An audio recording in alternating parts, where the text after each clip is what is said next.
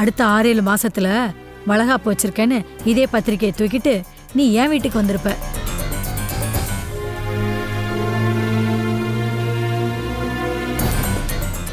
ஆனா இப்ப பாரு, புருஷன் கூட சண்டை போட்டு ஈஸ்வரி இங்க வந்து வாழா வெட்டியா உட்காந்துருக்கா.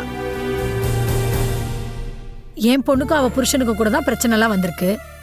ஆனா அவ இந்த மாதிரி ஒரு நாள் வீட்டுல வந்து உட்கார்ந்ததே கிடையாது. அப்படி ஒரு பொண்ணு வாழா வெட்டியா வந்து இப்படி உட்கார்ந்துருக்கானா, ஒண்ணு அவ மேல தப்பு இருக்கணும், இல்லைன்னா அவளை கட்டினவன் மேல தப்பு இருக்கணும். அத்தை, இப்ப யார் இங்க சரி தப்புன்னு உங்களை யாராச்சும் கூப்பிட்டு கருத்து கேட்டாங்களா? வளகாப்புக்கு கூப்பிட தானே வந்தீங்க. அதை விட்டுட்டு எதுக்கு உங்களுக்கு சம்மந்தம் இல்லாத விஷயத்தை பத்தி பேசிட்டு இருக்கீங்க? அப்பா நீங்க இருங்கப்பா. நம்மளை பத்தி பேசுறதுக்கு முதல்ல இவங்களுக்கு என்ன ரைட்ஸ் இருக்கு? நான் வாழ வெட்டியா இங்க வந்து உட்கார்ந்துருக்கேனா அதை பத்தி வருத்தப்பட வேண்டியது என் அப்பா அம்மா தான். நீங்க ஒண்ணும் கிடையாது. இதுக்கு மேல நீங்க இங்க ஒரு நிமிஷம் கூட இருக்க கூடாது. கிளம்புங்க. உங்களதான் இது எல்லாத்தையும் எடுத்துட்டு கிளம்புங்க.